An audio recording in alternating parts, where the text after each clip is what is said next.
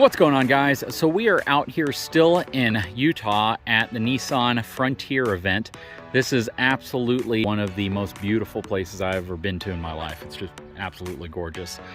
That red truck right there covered in dust and dirt is the truck that I just completed the off-road course in, but they have several other trim models here, which is really nice, and it's always worth looking at. So the truck you're looking at right here is actually an SV version. So that one over there is the Pro4X. This one right here is a slightly lower package, more affordable, of course. This is essentially the same configuration. Crew cab is also a four-wheel drive truck. Let's look at the numbers. So this has a cargo capacity of 1,110 pounds. Not sure what the towing capacity is on it. Leather seating. Still very nice inside. Has what appears to be a slightly smaller screen. But yeah, so this is, again, a slightly lower package than the one I've been driving around in. Still very nice, though.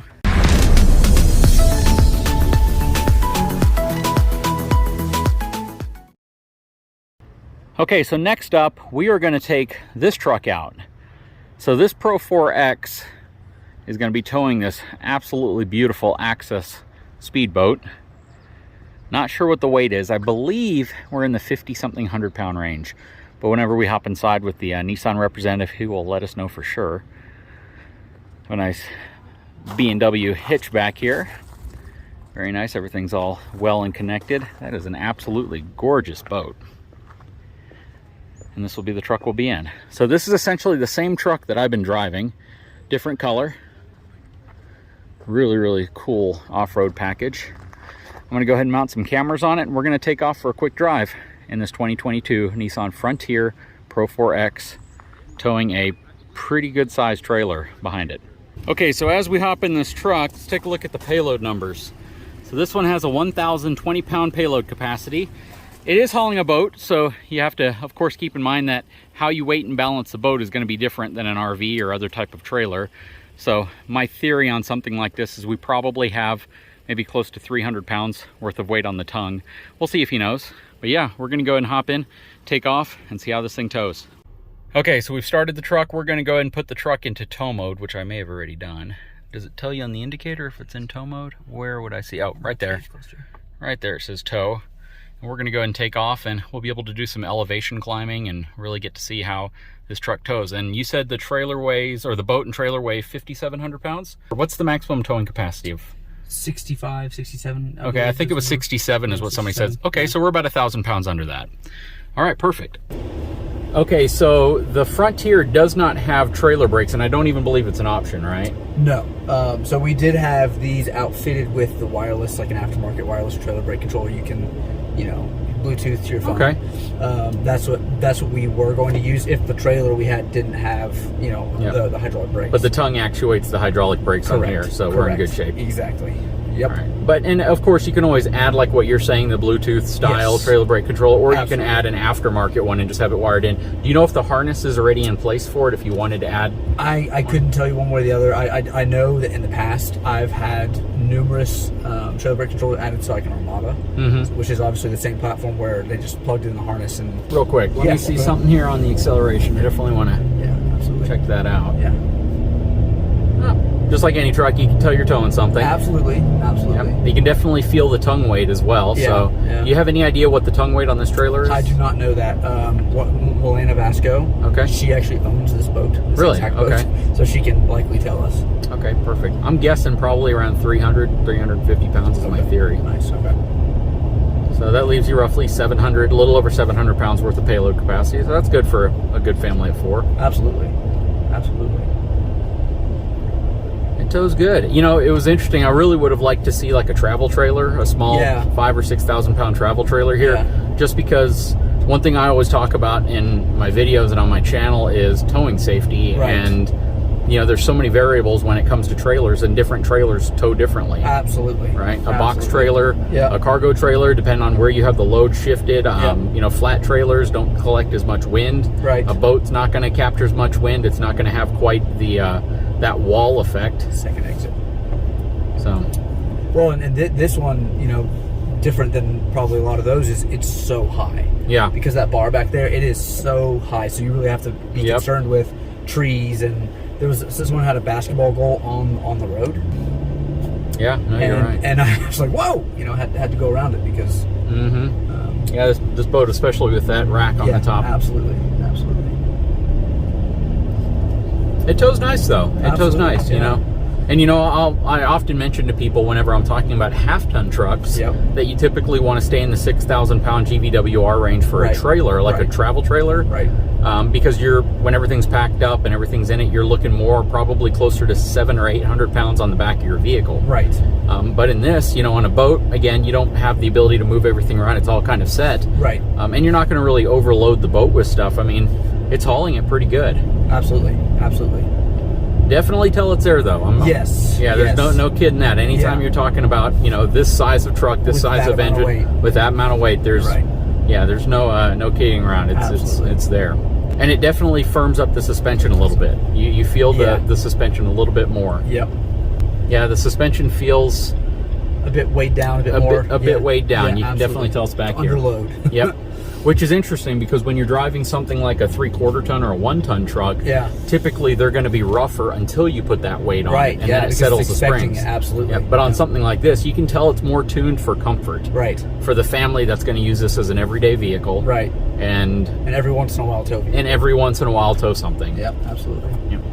Overall though, it feels good. And let's talk about it not towing even. The fact is that I was really and truthfully and honestly impressed with just how far you guys took the evolution of the Frontier. Absolutely. It truly is a different vehicle. Oh yeah, absolutely.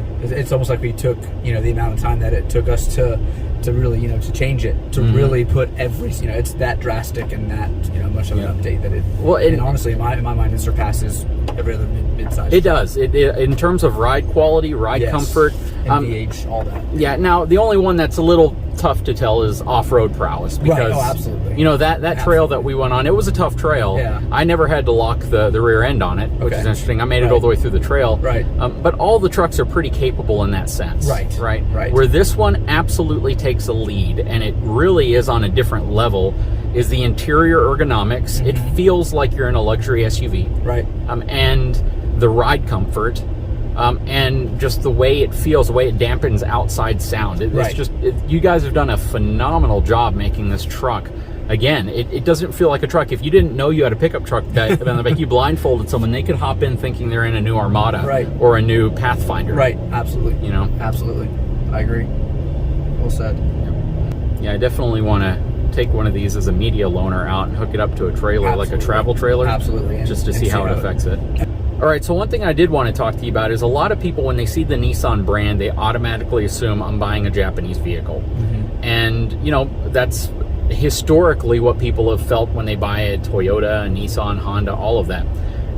But there's something to be told about where Nissans are actually manufactured and who they employ to put these vehicles together. So do you want to take a quick second and just kind of, I guess, set the record straight when it comes to where this truck is actually manufactured, built, and whose hands put it together? Absolutely, yeah. So it's built in Canton, Mississippi, actually. We had a big launch there just to celebrate all of the, Canton, Mississippi employees that are from that area that put these things together from the ground up. And it was an incredible experience to see, the highest levels of Nissan North America, Canada, and Central America all there to thank, these workers who are putting in these tireless hours building this truck in Canton, Mississippi.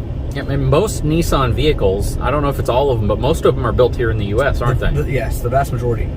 We have only actually a couple of trims of certain vehicles are built in Japan still. So I guess that's the main point to think about is, regardless of who the parent company is or where they're based out of, you're an American worker, you are getting paid by a company to feed your family, you have, thousands of other co-workers that work for this organization that rely on Nissan to, provide them income. And it's good to see that even though it's an international company by far, much of the stuff you buy here in the U.S. is actually going to be built here in the U.S.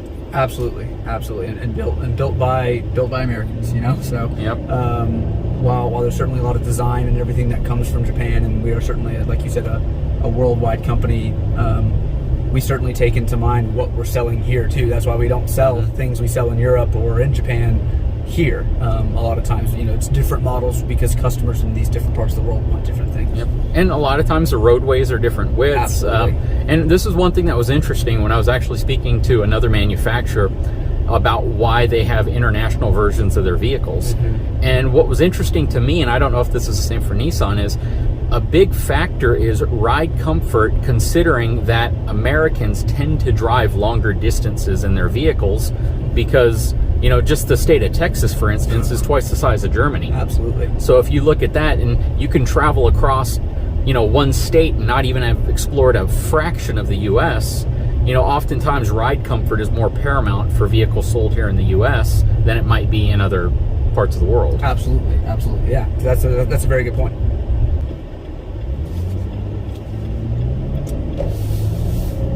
Now I'm going downhill, so I can accelerate a little faster, but you can definitely tell you got a trailer behind you. Absolutely, and you'll notice that it's really got its preference when the most power is there is right there in the middle between 3 and 5,000 RPM. And I know too, obviously we won't get to experience as much elevation on this route, but obviously in the area I can attest that that in tow mode, it does a phenomenal job of engine braking.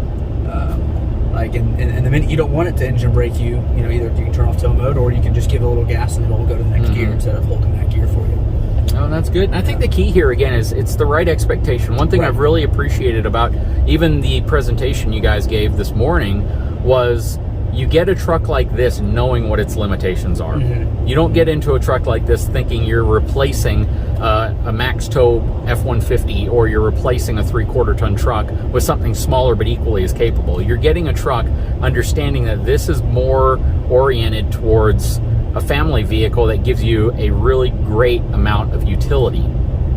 Absolutely, absolutely. It's one of the most practical, in today's, needs of customers. It's those people that, during the week they're going to work 9 to 5 or whatever it is, and on the weekend they're doing home projects and all that, but they want a comfortable interior and they don't need the the V8 power or the V8 thirstiness and all that. So they go with something right here. They go with something a little smaller that suits their needs better. All right, so now we're about to make a right here, and we're going to check out acceleration. All right, pedal to the metal. Let's check this one out. We're at 30 miles an hour. We're at 40 miles an hour. Creeping at 50. And 60. So, you about have the acceleration of a UPS truck when you're hauling a boat. Yeah. But you know what? A heavy boat. A heavy boat, yeah. It's to be expected. Absolutely. Absolutely. I have no idea what that was actually timed at, because I mean, if it's not under like 8 seconds, then it's not worth recording. Right. But I'm going to guess we were probably in the 20-second range. Yeah. But it handled it. Absolutely. And it's, absolutely. I mean, it's certainly not one of the trucks that you want to pull out with, again, with a trailer this size, that you want to pull out from the semi with. And we're not talking 450, 500 pound-feet of torque. Right. The 310 is going to give you the acceleration, everything you need when you're unladen, but when you hook something up behind you, you're definitely going to feel that weight, and it's going to make the truck feel far more sluggish, considering you have 5,700 plus pounds worth of boat behind you. Absolutely. Absolutely. Well said. What's interesting is, this is my complete thought, you look at the mountains and everything over here, and I wonder, do people ever just walk up that? Do they go up the ones with the specific trails, or do people just like take a hike up to the top of that? I'm going to pull over right here and just walk through this. Yeah, I've always thought. Or even homeowners, like, do they just get out and just go, I'm going to go for a hike up a mountain that has no defined trail? Yeah, that's a really good question. I have no idea. Yeah, this is a really good experience because it gives you kind of a good representation of what it would be like on the heavier side of towing with a Frontier. And what I like is the fact that you actually admitted this is a pretty heavy load for this truck. Right, we're not maxing it out. No, but at the same time, we're approaching that number to where it's like you don't really want to get any heavier than this. I know that that people buying a truck, they keep in mind, they usually have an idea. That's probably, I think, of a segment. Truck buyers tend to be the most informed about what they're buying a truck for. Yeah, no, that's true. And what they plan to use it for, and how much weight they need to be able to control with it. So, if you're occasionally towing this, I think it's great. Oh, something like this, yeah, absolutely. But if you're going to go significantly heavier, it's time to look at a Titan, right? Absolutely. Very cool. But anyways, man, I really appreciate it. This is a fun drive. Definitely always fun seeing how different trucks tow and handle weight, and I can't wait to get one of these in my driveway so I can start doing some testing with it. For sure. Can't wait to facilitate that for you. Thank you. Anyways, guys, if you haven't had a chance, please take a moment, subscribe to my channel, give me a thumbs up, and we'll be back to talk to you again very soon.